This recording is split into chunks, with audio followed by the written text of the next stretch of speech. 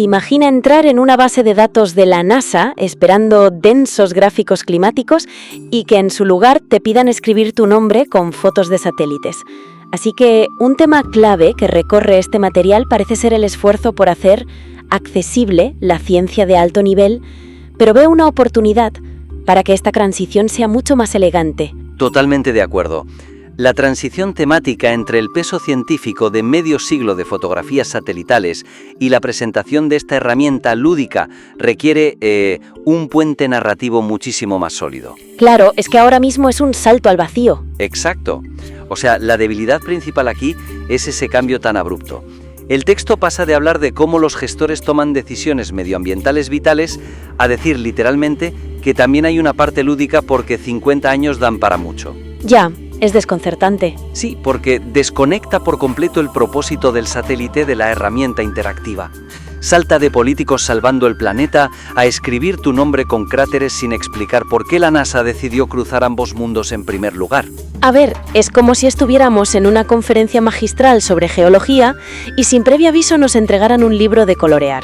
La información es buena, el cuaderno es divertido, pero el cambio de marcha se siente súper forzado. Me encanta esa analogía, porque es exactamente lo que ocurre. Te quedas pensando, bueno, ¿y ahora qué pinto yo aquí? Exacto.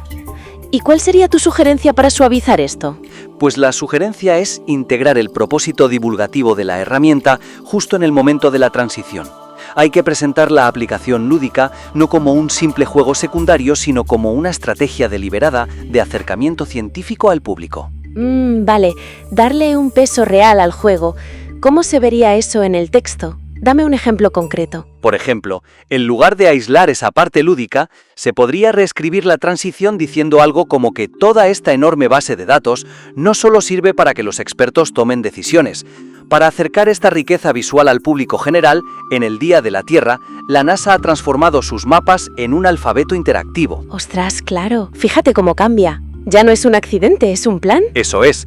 Otra opción, si queremos mantenernos más concisos, sería decir que el rigor científico de estos 50 años tiene ahora una puerta de entrada para todos nosotros, que es una herramienta diseñada para jugar con la geografía.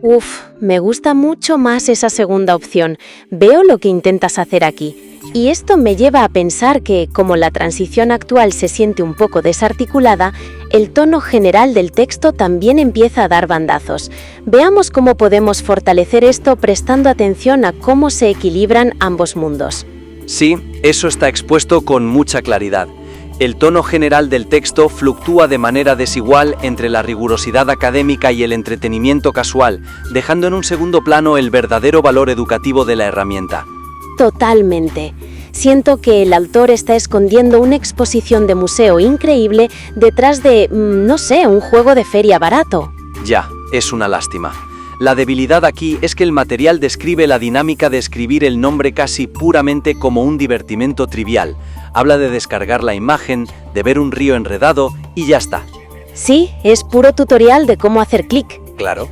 Está desaprovechando una oportunidad de oro para mantener un tono de, digamos, entretenimiento educativo.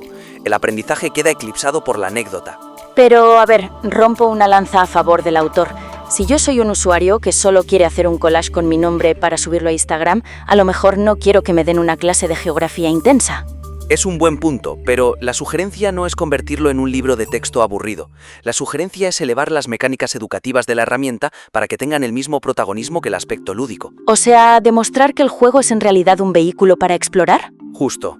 Se trata de usar un tono que despierte la curiosidad. El usuario viene a por la letra bonita, pero se queda por la fascinación del planeta. Vale, me convence. ¿Y cómo redactamos eso sin pasarnos de frenada? Danos unos ejemplos. Pues al explicar cómo funciona la página, el autor puede potenciar el tono con frases del tipo el verdadero juego comienza al explorar qué hay detrás de tu nombre. Al pasar el cursor sobre la letra A, no solo ves un río enredado, sino que descubres su ecosistema exacto y coordenadas, fusionando diversión y ciencia en un solo clic. ¡Ah, qué bueno! Le estás diciendo al lector que si solo hace la foto y cierra la pestaña, se está perdiendo la experiencia completa. Exactamente. Lo conviertes en un explorador activo. Y si quieres algo más breve, podrías simplemente añadir que cada letra que descargas es una pequeña lección de geografía interactiva, oculta a plena vista. Madre mía, con esa simple frase ya le das una dignidad tremenda al texto entero. Sí, unifica el tono maravillosamente. Y menos mal, porque si no logramos unificar el tono educativo con la diversión aquí, el mensaje final del texto corre el riesgo de sentirse como, un añadido artificial, un pegote al final del documento. Construyendo sobre ese punto, ¿qué pasaría si lo viéramos desde la perspectiva de la intención final del autor con el Día de la Tierra? Ya, porque la sección final se titula Más sobre Landsat, y honestamente no sé si sirve como conclusión lógica o si es simplemente un glosario de datos de la Wikipedia que se les ha caído ahí al final. Es un problema de relevancia. La justificación de por qué el programa Landsat prioriza datos de alta calidad científica resulta desconectada del propósito de concienciación ciudadana que en teoría justifica la existencia de toda esta herramienta. A ver, desarrolla un poco eso, porque la información que dan es buena. Hablan del crecimiento de las ciudades, de las líneas costeras. Sí, la información es buenísima, pero la debilidad es que en esos últimos párrafos el texto vuelve repentinamente a hablar de cosas hipertécnicas como los ciclos de cultivos. Ya, y tú te quedas a cuadros. Claro, porque no logra vincular cómo esa información dura y pura le sirve a la persona que, hace literalmente 2 párrafos, acaba de entrar a la web para hacer su nombre con formaciones nubosas. Es el clásico problema del ¿y qué?, ¿verdad? Muy interesante que retrocedan las líneas costeras, pero ¿y a mí qué me cuenta esto ahora mismo? Exacto. Se crea una brecha enorme entre la diversión del usuario y la crisis climática global. Así que la sugerencia principal aquí es reorganizar la relevancia de los datos científicos. ¿Reorganizar en qué sentido? ¿Cambiarlos de orden? Más bien evidenciar que las mismas imágenes utilizadas para combatir el cambio climático en los laboratorios son las mismas que componen la herramienta con la que el usuario acaba de jugar. Ah, vale. Hacer esa conexión directa. Sí, así refuerzas el mensaje central del Día de la Tierra de forma contundente y le das un cierre emocional a todo el artículo. Me encanta la idea. ¿Cómo bajamos eso a tierra? ¿En el texto?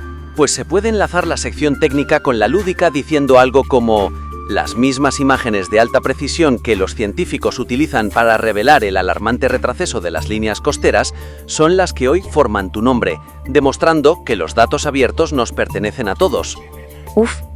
Fíjate cómo eso te agarra por las solapas. De repente, el lector mira la letra de su nombre y ve la fragilidad del planeta. Es una bofetada de realidad, pero bien dada. Otra fórmula de cierre sería decir que jugar con este alfabeto es solo el primer paso.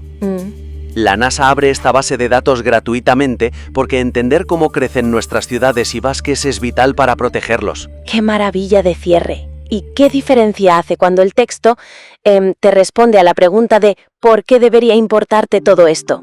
Pasa de ser una enciclopedia a ser un espejo. Totalmente. Bueno, recapitulando objetivamente los 3 grandes aportes que hemos hecho hoy. Primero, la necesidad de construir un puente narrativo más fuerte entre los datos científicos y la herramienta lúdica al principio. Sí, para evitar ese choque inicial. Exacto. Segundo, la importancia de equilibrar el tono en la parte central para que la diversión no eclipse por completo el aprendizaje geográfico de las coordenadas. Que el juego sea un vehículo, no un fin en sí mismo. Eso es. Y tercero, la oportunidad inmensa de conectar el trabajo duro del satélite Landsat directamente con la experiencia interactiva del usuario al final, dándole verdadero peso al mensaje del Día de la Tierra. Ha sido un análisis interesantísimo,